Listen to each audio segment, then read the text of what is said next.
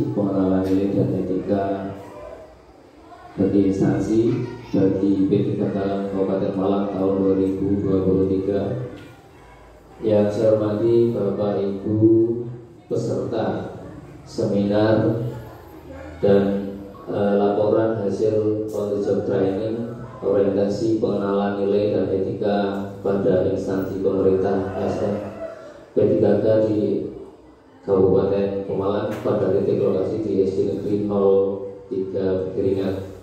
Perkenalkan, sebelum saya menyampaikan paparan hasil kerja atau rencana kerja yang sudah saya susun, perkenalkan nama saya Jerman Guri SPJ dari unit kerja SD Negeri 02 Piringan. Bapak Ibu yang saya hormati, rencana hasil kerja tahunan masa kontrak tahun 2022 dan sampai dengan 2027 yang sudah saya susun kurang lebih berikut. Yang latar belakangi, yang pertama adalah tugas pokok saya sebagai guru adalah mendidik. Tentunya saya harus bisa menjadi seorang pendidik yang profesional dengan perubahan paradigma pendidikan saat ini. Latar belakang yang kedua adalah belum maksimalnya capaian visi dan misi di sekolah di SD Negeri 02 Piringan. Dan yang ketiga adalah masih rendahnya hasil asesmen nasional tahun 2021 dan 2022 pada tingkat literasi siswa. Berdasarkan latar belakang tersebut, saya menyusun rencana kerja tahunan saya. Yang pertama, rencana tahun 2022 adalah refleksi visi dan perubahan prakarsa sekolah. Kemudian rencana yang kedua pada tahun 2022 dan 2023 ini inovasi pembelajaran yang berpihak pada murid dengan pendekatan teknologi. Kemudian rencana yang ketiga adalah penerapan budaya positif sebagai penumbuhan karakter pelajar Pancasila. Rencana tahun yang keempat ini saya membuat rencana Sari Salem, gerakan literasi sekolah Sari Salem, 1 hari 1 lembar. Kemudian rencana rintisan 2023 sampai 2020 ini pembentukan komunitas belajar di tingkat sekolah. Ini 5 rencana kerja yang sudah saya susun dan sebagian sudah saya implementasikan. Bapak Ibu guru semua, kita tentunya sudah tidak asing lagi. Ini adalah matrik rencana kerja saya yang berkaitan dengan program pemerintah yaitu Merdeka Belajar, di mana untuk mencapai Merdeka Belajar itu ada 4 komponen yang harus dipenuhi. Yang pertama adalah kita harus memahami filosofi tentang pendidikan di Ajar Dewantoro. Yang kedua, kita memahami nilai dan peran guru. Kemudian yang ketiga, bagaimana kita mempunyai visi sebagai guru. Dan yang keempat adalah kita mampu melakukan budaya positif. Ini metrik rencana kerja saya. Kemudian Bapak Ibu, tujuan pendidikan menurut Ajar Dewantoro adalah menuntun segala kodrat yang ada pada anak ini agar mereka sebagai manusia dan anggota masyarakat itu mencapai keselamatan dan kebahagiaan setinggi-tingginya. Ini adalah fondasi dasar tujuan menurut filosofi dari Ajar Dewantoro. Berdasarkan dari tujuan tersebut, Bapak Ibu, saya mencoba mengimplementasikan tahap demi tahap, rencana demi rencana. Rencana kerja yang pertama yang sudah saya lakukan adalah melakukan telaah visi dan misi sekolah ini secara kolaboratif melalui diseminasi dengan pendekatan IA. Kebetulan saya saat ini masih mengikuti program guru penggerak satu demi satu program. Saya coba implementasikan di sekolah dalam penyusunan. Setelah visi misi ini, pendekatan yang saya ambil adalah inquiry apresiatif dengan tahapan baca, Bapak Ibu. Ini sudah kami laksanakan kurang lebih bulan Februari tahun 2023. Ini adalah akronim dari baca. Ada A, B itu buat pertanyaan, A ambil pelajaran, D gali mimpi, C jabarkan rencana, dan A adalah eksekusi. Kenapa menggunakan alur ini, Bapak Ibu? Saya melihat dari pertama kali saya di sekolah, saya melihat kebanyakan visi misi itu hanya tertulis di papan tanpa ada evaluasi, kemudian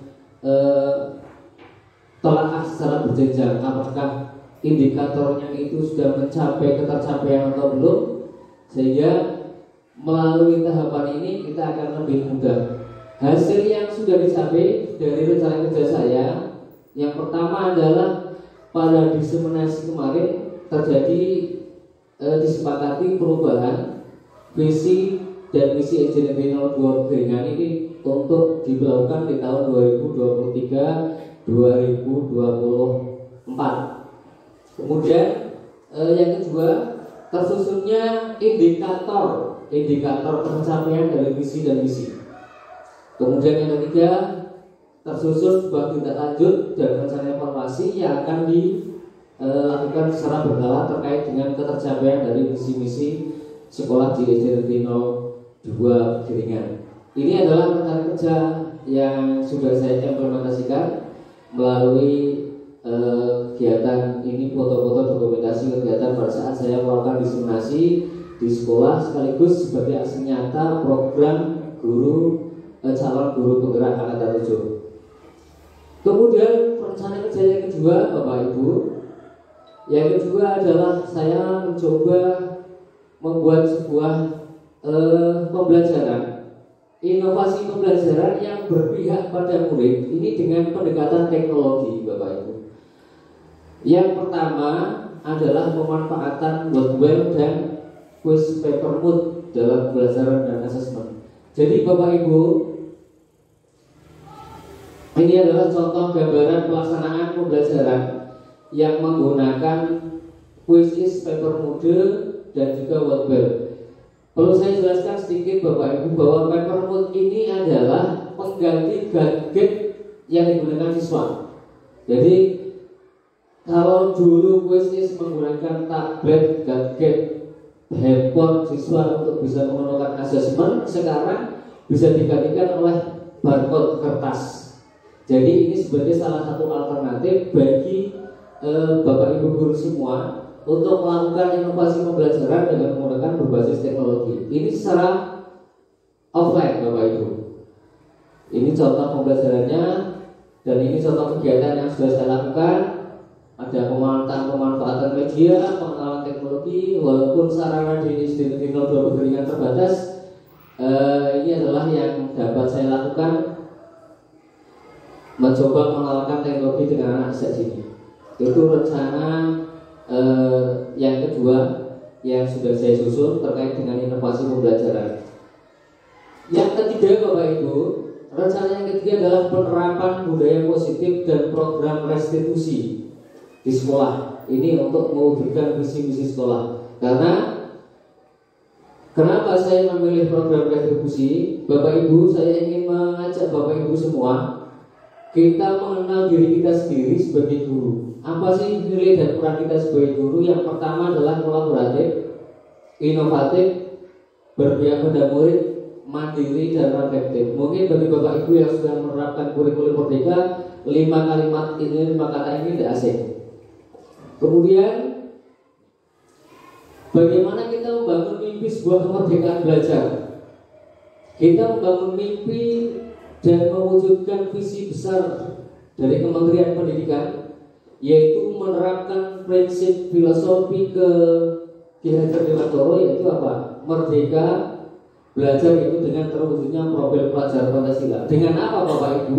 Yang pertama adalah dengan budaya positif. Budaya positif Bapak Ibu, kita perlu flashback. Bapak Ibu semua sudah sering mengenal kata merdeka, kurikulum merdeka, merdeka belajar. Apa sih merdeka belajar? Merdeka belajar adalah akronim, M-nya itu mulai dari diri. Yang kedua, kita mau mengeksplorasi potensi diri kita. Yang ketiga, kita membuat ruang kolaborasi dengan teman sejawat yang lain. Kemudian yang keempat, kita mau mendemonstrasikan. Yang kelima, kita melakukan elaborasi pemahaman. Yang keempat, kita membuat koneksi. Yang kelima adalah kita. Yang terakhir adalah kita mau melakukan aksi nyata. Ini adalah konsep dari Merdeka Belajar. Jadi Bapak Ibu, kalau belum melakukan ini, kita akan sulit untuk menerapkan Merdeka Belajar. Mari kita refleksi pemahaman kita tentang apa sih budaya positif Bapak Ibu. Bapak Ibu, bagi yang sudah menerapkan kurikulum Merdeka, Bapak Ibu sudah mengenal nilai kebajikan atau yang lebih dikenal dengan profil pelajar Pancasila.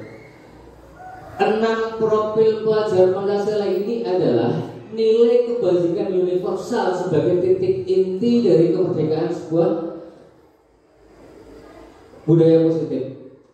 Ini adalah nilai-nilai kebajikan yang ingin dicapai oleh setiap anak, seperti yang digaungkan oleh Kementerian Pendidikan. Apa yang harus dilakukan Bapak Ibu untuk mencapai itu? Yang pertama, kita mulai dari hal yang paling simpel, yaitu apa? Membuat keyakinan kelas. Bapak Ibu, keyakinan kelas itu berbeda dengan peraturan kelas.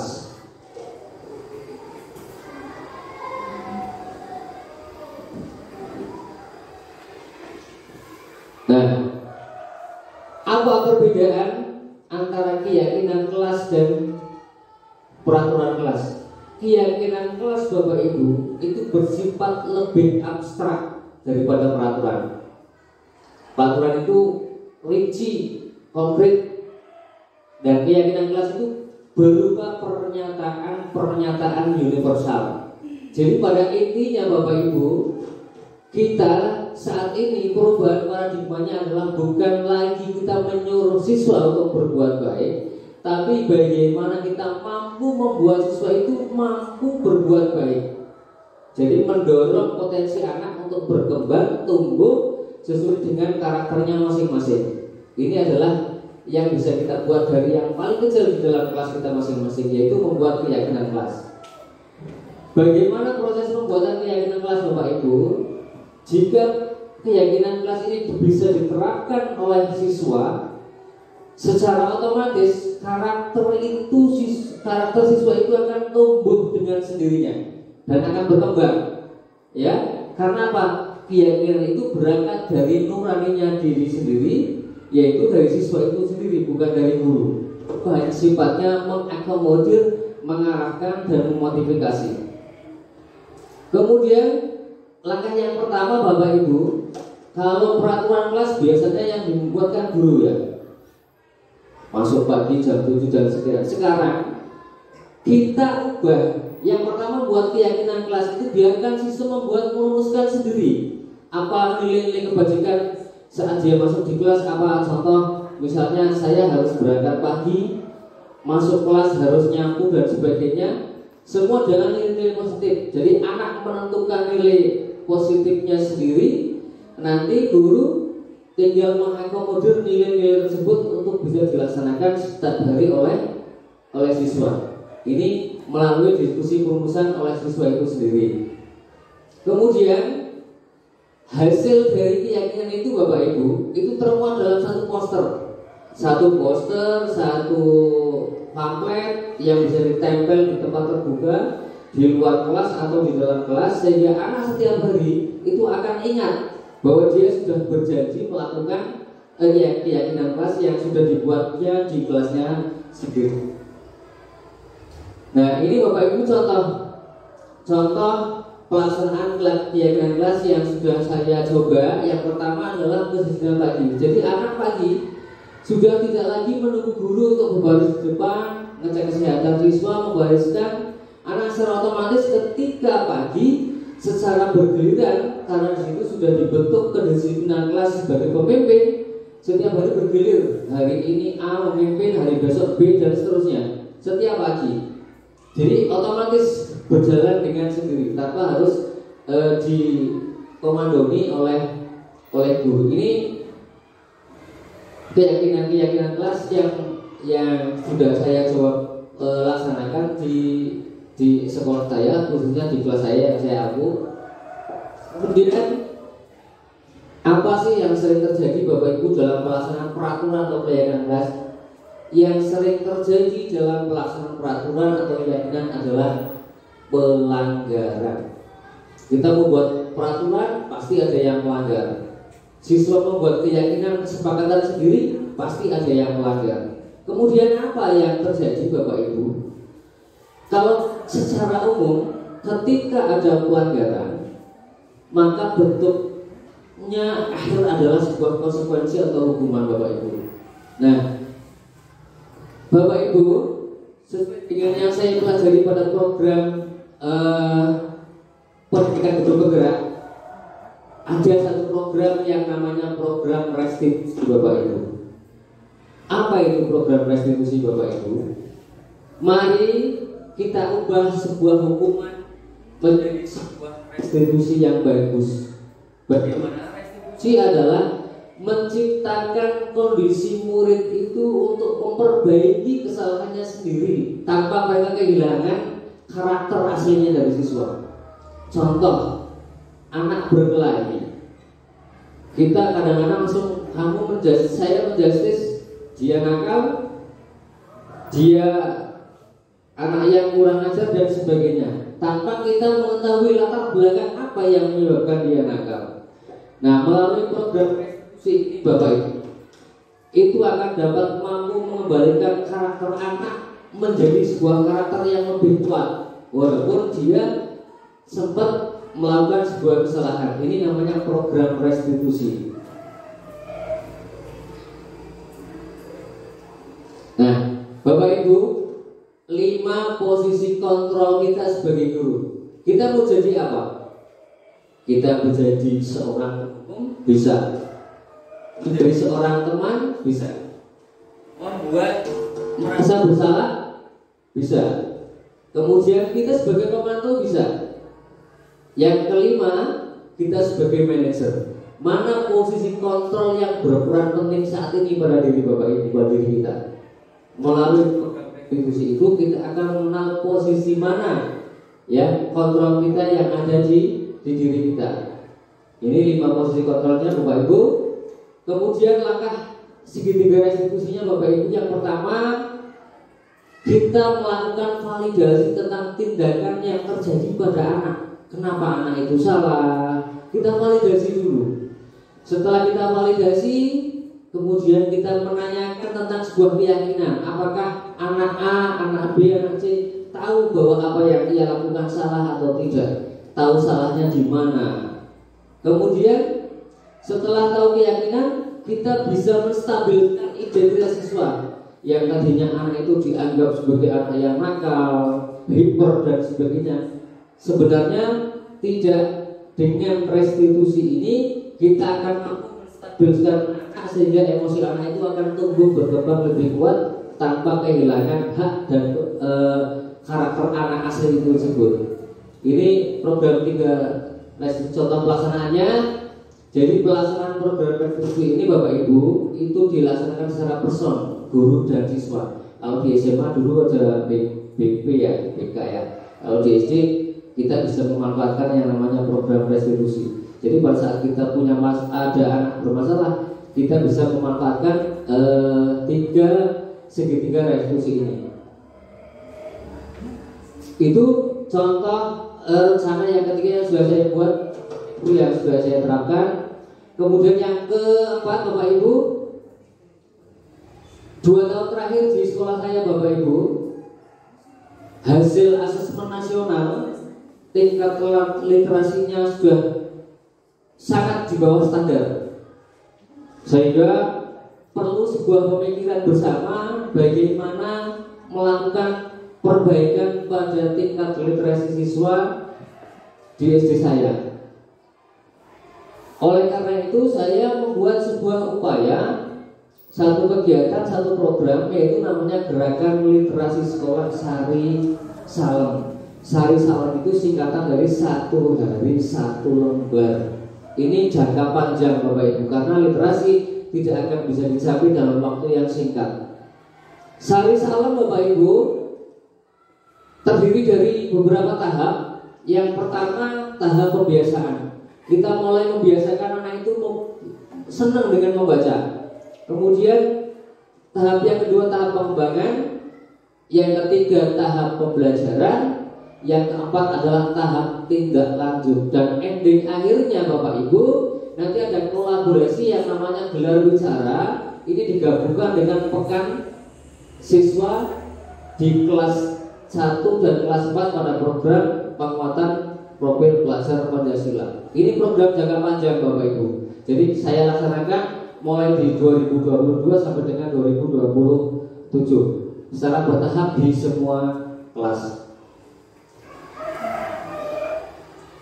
Dan rencana yang terakhir Bapak Ibu, ini juga rencana yang perlu sebuah proses panjang Bapak Ibu, yaitu apa? Membuat rintisan komunitas belajar di sekolah sebagai media diskusi berbagi, kolaborasi dalam melakukan aksi nyata kebaikan di sekolah. Karena apa? Butuh proses panjang Bapak Ibu, bagaimana membangun kesadaran diri saya sendiri dan diri kita semua sebagai guru. Kadang-kadang kita sebagai guru